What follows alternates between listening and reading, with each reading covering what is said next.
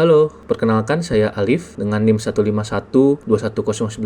Saya saat ini tinggal di Kecamatan Padalarang, Kabupaten Bandung Barat. Di Padalarang ada dua bangunan historis yang sangat ikonik di Padalarang. Yang pertama ada pabrik kertas di Padalarang dan stasiun Padalarang. Pabrik kertas di Padalarang yang kini dikenal sebagai PT Kertas Padalarang memiliki sejarah panjang sebagai pabrik kertas pertama di Indonesia. Didirikan pada tahun 1922 dengan nama NV Paper Fabrik Padalarang yang merupakan cabang dari NV Paper Fabrik Nijmegen, Belanda. PT Kertas Padalarang sudah berdiri lebih dari 1 abad dan telah berkontribusi signifikan dalam industri kertas nasional, khususnya dalam produksi kertas security dengan standar keamanan tinggi. Nah, selain bangunan pabrik kertas Padalarang, ada juga nih stasiun kereta api Padalarang. Pembangunan stasiun ini dimulai pada tahun 1878 oleh Staatspoorwegen atau singkatannya SS yang merupakan perusahaan kereta api milik pemerintah kolonial Hindia Belanda dan resmi beroperasi pada tahun 1884 bersamaan dengan pembukaan jalur kereta api Cianjur Padalarang Bandung. Awalnya, stasiun ini berfungsi sebagai titik persinggahan kereta api rute Jakarta-Bandung via Bogor, Sukabumi, Cianjur. Setelah dibukanya jalur baru Cikampek Padalarang pada tahun 1906,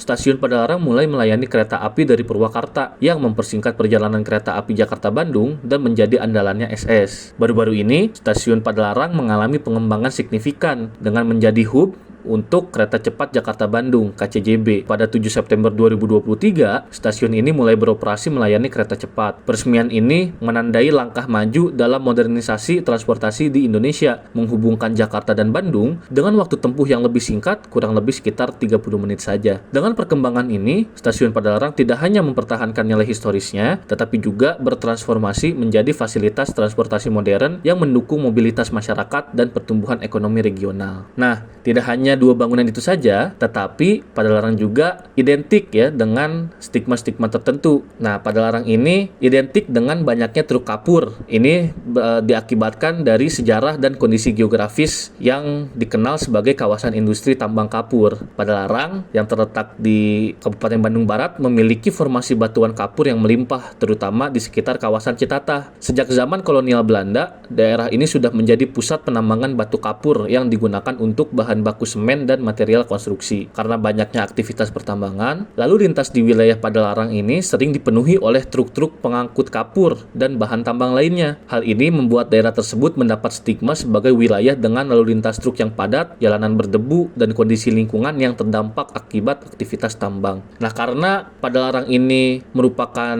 bagian dari Kabupaten Bandung Barat dan juga Jawa Barat, masyarakatnya masih menggunakan bahasa Sunda sebagai bahasa yang digunakan untuk sehari-hari karena penduduknya juga mayoritas merupakan etnis Sunda, sehingga bahasa Sunda menjadi bahasa ibu bagi masyarakat di Padalarang. Bahasa Sunda ini digunakan untuk komunikasi sehari-hari, baik itu informal di rumah dan interaksi sosial lainnya. Selain itu juga dalam pendidikan dan budaya, bahasa Sunda ini diajarkan di sekolah-sekolah dasar dan menengah sebagai bagian dari kurikulum muatan lokal.